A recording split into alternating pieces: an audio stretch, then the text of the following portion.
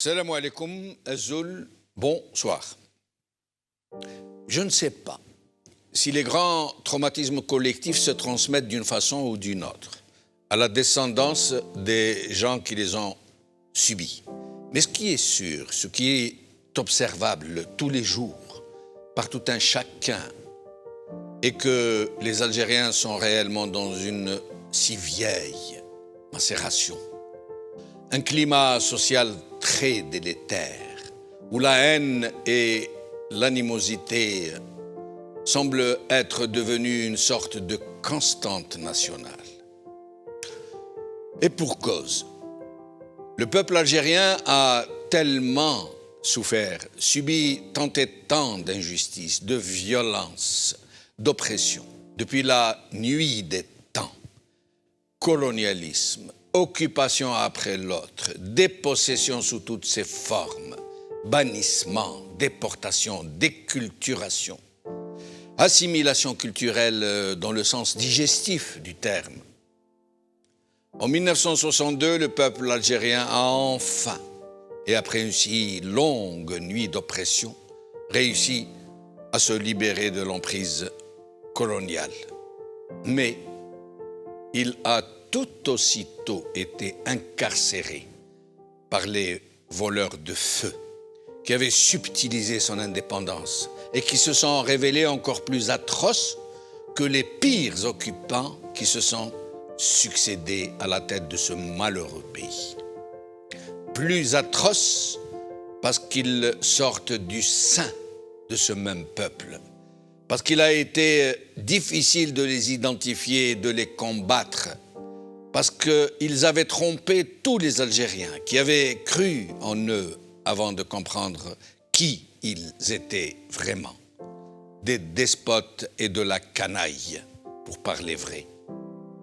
Et c'est ainsi que ces putschistes allaient mettre tout le pays sous le boisseau, l'organiser en chasse gardée, en brisée, pour leur parentèle et leur clientèle, pour le fliquer et le museler, pour le réduire en servitude.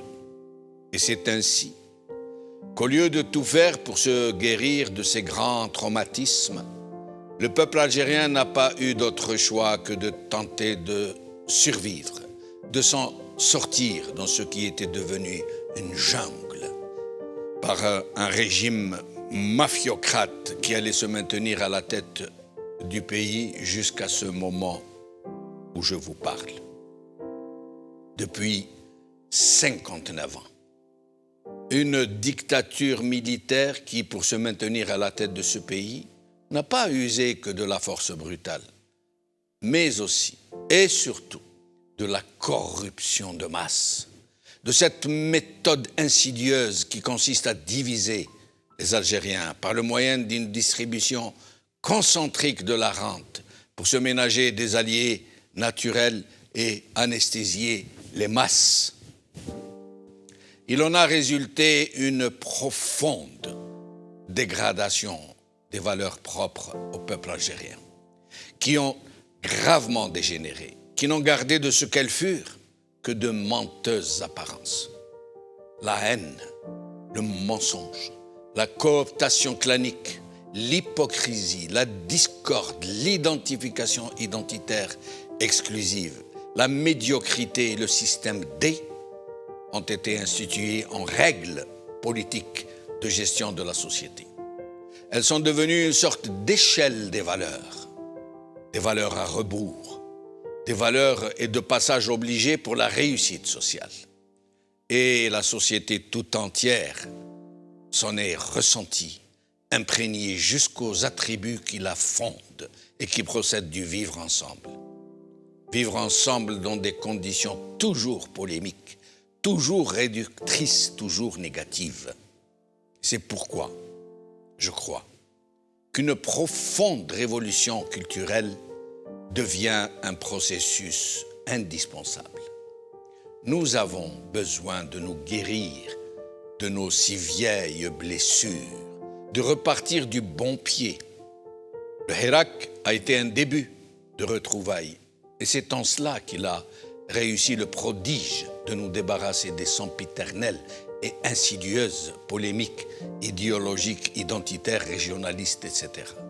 Mais le chemin est encore long, un véritable champ de mines. Et si les bombes à retardement qui ont été semées par ce régime ne sont pas désamorcées à temps, avant qu'il ne soit trop tard, alors nous ne pourrons aller très loin. C'est cela le véritable défi, encore plus complexe et plus décisif que l'obstination du régime à se maintenir à la tête du pays, quoi qu'il puisse en coûter. C'est aux Algériens, je crois, et à eux seuls qu'il appartient désormais d'emprunter le seul chemin qui mène à demain, celui d'une vraie réconciliation et de la catharsis pour se libérer de ces pulsions mauvaises qui infestent notre mémoire collective, notre être collectif.